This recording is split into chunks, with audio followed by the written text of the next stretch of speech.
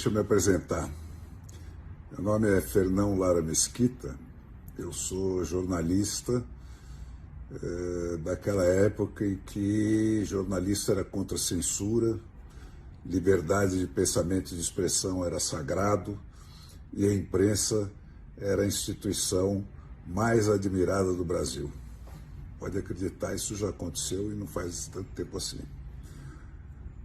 Mas hoje nós estamos mais perto da China, da Rússia, do Irã e de outros países bandidos que só usam a tecnologia da informação como instrumento de opressão do que nunca. O momento é de extremo perigo. O Bolsonaro é mesmo uma ameaça à democracia? Quem foi que ele censurou? Quem foi que ele prendeu? Quem foi que ele desmonetizou? Quem foi que ele proibiu de trabalhar? Foi ele que dissolveu sistematicamente o Congresso Nacional no mensalão para afogar o poder eleito e plantar no lugar dele esse STF que, sem voto nem lei para isso, se comporta feito a Inquisição do século XVI, né? E anula, sem dar satisfação para ninguém, qualquer lei ou decisão votada pelos 513 representantes eleitos dos 150 milhões de eleitores brasileiros? Honestamente, ao que é que você está respondendo quando você pensa em votar no Lula ou em anular o seu voto, que a essa altura dá no mesmo? Quando você vota no Lula, quando você anula o seu voto, você está entregando de volta ao PT o Tesouro Nacional, que financiou todas as ditaduras latino-americanas que foram arrancadas do túmulo pelas bruxarias do João Santana, aquele que elegeu o Lula, e depois o Maduro, e depois o Daniel Ortega, e depois a Cristina Kirchner, e toda a corja que hoje nos cerca com dinheiro roubado do Brasil.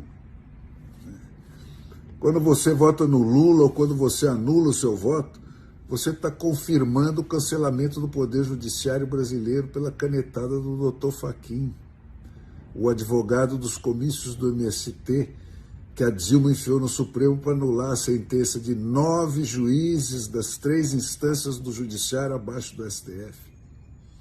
Tirar o Lula da cadeia e meter ele na porta da presidência.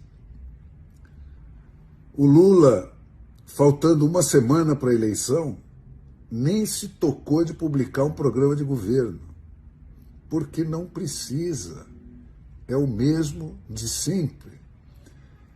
Eles já tentaram 3 vezes antes passar o mesmo golpe e foram impedidos sempre na última hora. A primeira tentativa foi no Natal de 2009, faltando 5 dias para terminar o mandato do Lula, eles baixaram o Plano Nacional de Direitos Humanos, que instituía uma política nacional de participação social, que impunha 521 alterações na Constituição brasileira, alterando 22 artigos, 11 parágrafos e 92 incisos para substituir o sistema de decisões emanando do povo via Congresso Nacional, como manda a democracia. A segunda tentativa foi uma reedição do mesmo pacote, então rebatizado de decreto número 8.243 da Dilma Rousseff, baixado no dia 23 de maio de 2014, véspera da Copa. Sempre eles aproveitando esses momentos de confusão e de desatenção do país para tentar passar os seus golpes.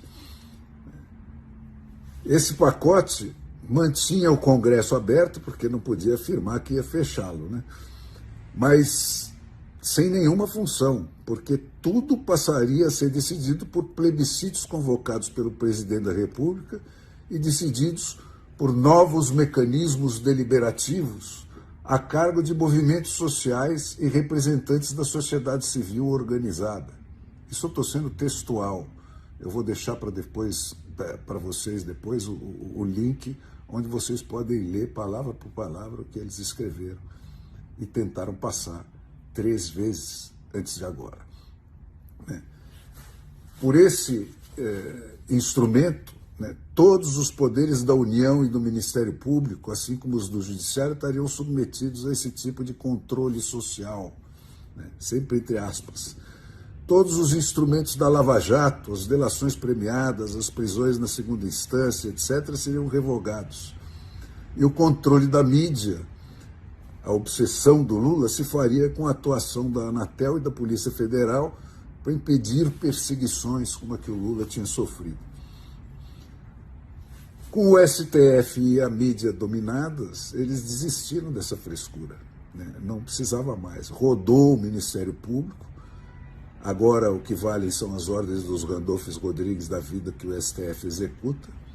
Rodaram a Lava Jato, a lei da ficha limpa e a condenação na segunda instância. Rodou a liberdade de imprensa, caçada pelos próprios jornalistas.